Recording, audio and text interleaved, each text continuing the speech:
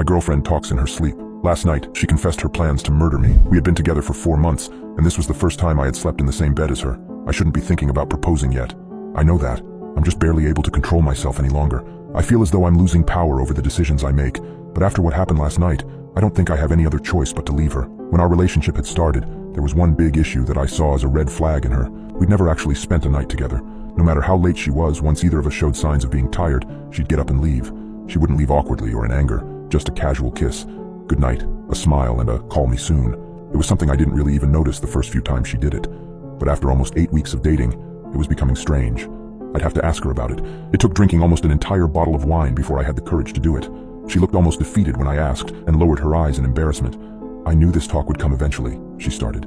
She took in a deep breath with a long, drawn-out exhale. Recently, she paused again, I've started talking in my sleep.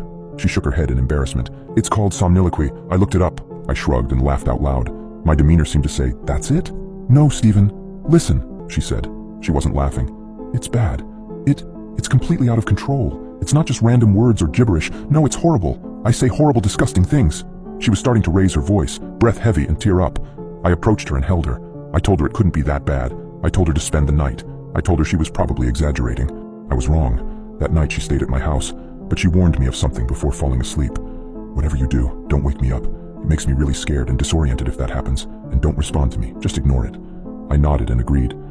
If it becomes too much, she continued, just leave the room and sleep on the couch. I won't mind.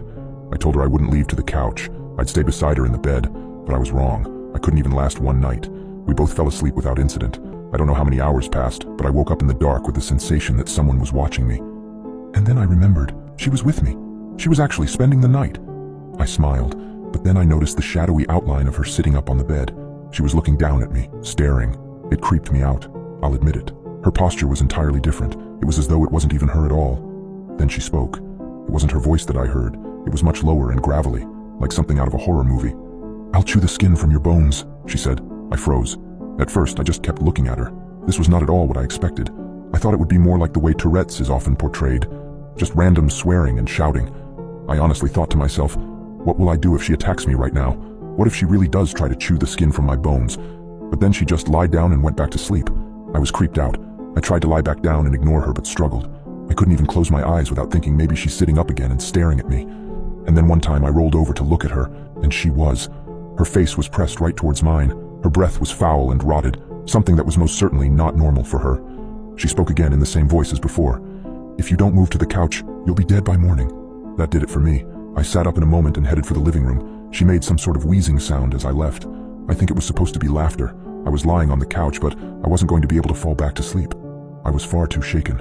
I was staring out towards the window, hoping to see the first few hints of the sun rising, and then I thought I heard something from the bedroom. I listened, and then I heard it again. Stephen. It was that same low and gravelly voice. It sounded like a witch. I tried to just ignore it at first, but then it continued. Stephen. Still I said nothing. I know you can hear me, Stephen. You're awake now. Why don't you come back into the bedroom? The voice barely sounded human. Or maybe you'd prefer if I come to you. I still didn't say anything. I was told not to, but I listened. If I heard her start walking towards the bedroom door, I'm not even joking, I would have run right out of the apartment. But she had asked me not to respond to her sleep talking, so I didn't. And then I heard her once more. Sorry if this spoils your plans. She began laughing. The two of you were supposed to walk that trail again. She started. I wasn't even remotely prepared for what she'd say next. You'd both be so tired when you'd reach the top. You'd look over the city, then you'll get on one knee and bring out the ring. She began laughing. And that's when I realized this wasn't just a problem with sleep talking. It was something much more. Something supernatural. I had never told anybody about my proposal fantasy. There was simply no way she could have known about any of it. This was no longer about merely talking in one's sleep. This was about possession. I can't go back into the bedroom. I have no idea what would happen if I did. Instead, I'm going to wait it out, holding up in my living room until the sun rises. I have a couple more hours yet.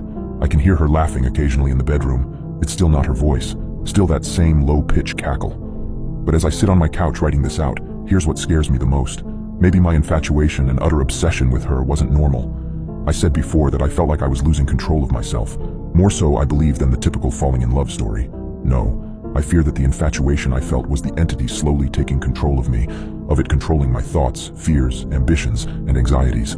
Maybe once I become completely absorbed, a transfer would occur, and she would be free of it.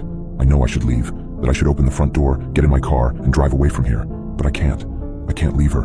I've already lost control. As the sun finally started to rise, I found the strength to push myself off the couch. My mind raced with fear and worry. I'd been up all night listening to her deranged laughter from the bedroom. There was no denying it now. This was something more than simple sleep talking. As the morning light filtered in, it illuminated her silhouette in the bedroom doorway. Her posture was the same as it had been in the middle of the night, eerily out of place, like she was someone or something else.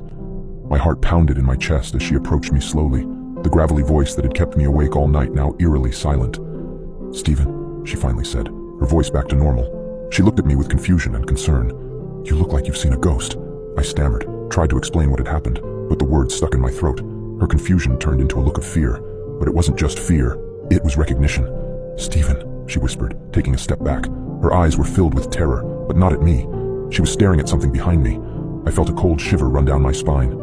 Slowly, I turned around. The sight that met my eyes was even more horrifying than anything I could have imagined.